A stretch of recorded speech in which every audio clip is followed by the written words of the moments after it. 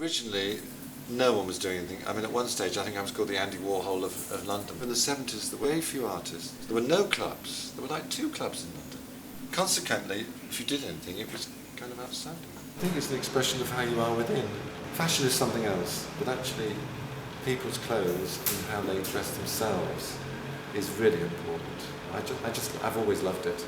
And I love colour, and it's a way you can express yourself. I was born in Witney, Oxfordshire.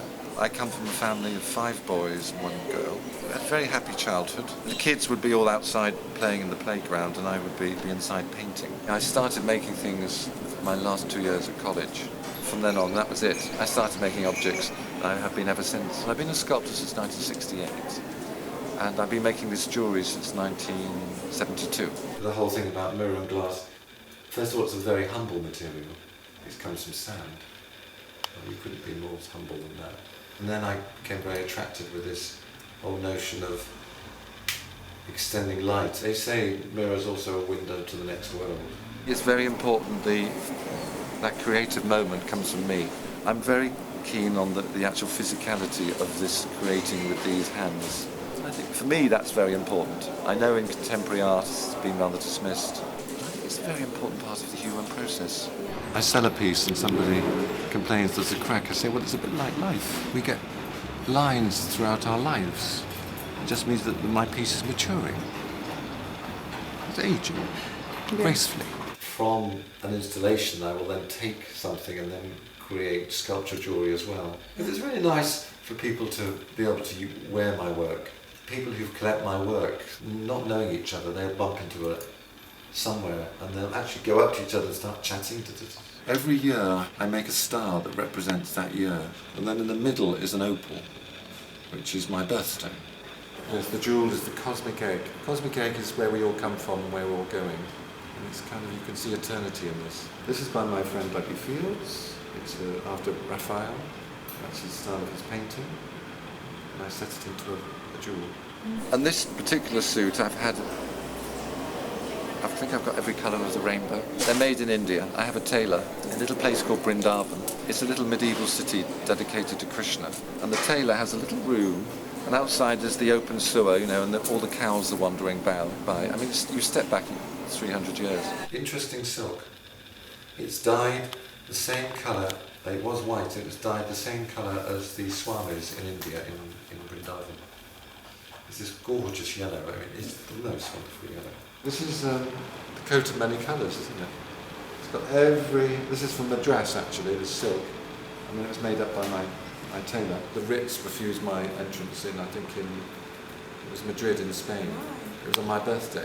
And I was dressed up to the nines, I think it was the red suit. I didn't have a tie. When I left school, every year I would hitchhike around Europe. Really? I got to the borders of Persia.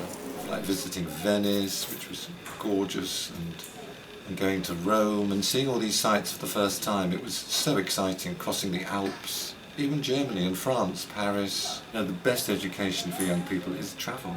You learn so much. I mean, not everybody could hitchhike, of course, but you learn a lot there because you're suddenly confronted with a situation. I remember going to Yugoslavia once, and we were hitchhiking at night, and we got out of this car, and there was a bush, so we just went under the bush and slept in got the sleeping bag and woke up in the middle of the morning. It was rush hour and we were right in the middle of Zagreb, I think. So at night it was completely empty. I remember going with a man in a fishing boat. We had to go to this Roman ruin, and we were just walking around, and you could sort of see. I remember I picked up a ring actually, which I shouldn't have done, but it was Roman. It was just lying on the ground.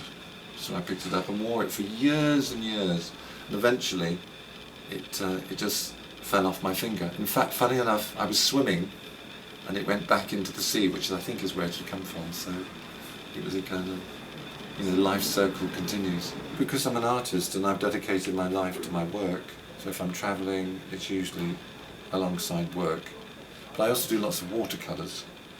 So even though I might not be doing the glass work, I still have my drawings, so I'm always drawing and doing things. Found objects. I collect those when I'm travelling, whether they're man-made or natural. I'm very interested in taking something that's in the gutter, just like a rusty old bit of tin, and then taking that and embellishing it so I can make something very humble. Look at $1 million. A lot of contemporary art, you'll find people use these pieces, but they don't really embellish, they don't transform them. I like to transform, to take something and make it into something very different. I want something else, and I think we all do actually in our lives, and that's why people turn to religion and spirituality and things. People want something else in this world, and there aren't many people doing it. Really, I know that I'm up against it, but I feel very deeply that that's my purpose here, really, and I do it through material objects. I think love and support is really, in a childhood, is really your way. It's really, I think, from then, I remember when I said to my father I wanted to go to the first Oldham Marston March, and of course, being a naval man, I mean, he wasn't really into it, but he said, if you really believe in it, then you must go. My father had been in the Royal Navy, so he was kind of a naval man, and my mother was known as Reen the Button Queen because her father, my grandfather, had imported buttons from Japan, and she had a very privileged upbringing. She went to finishing school in Switzerland, and she met people like Edison. I think with life you just have to set for it, don't you? Just go for it.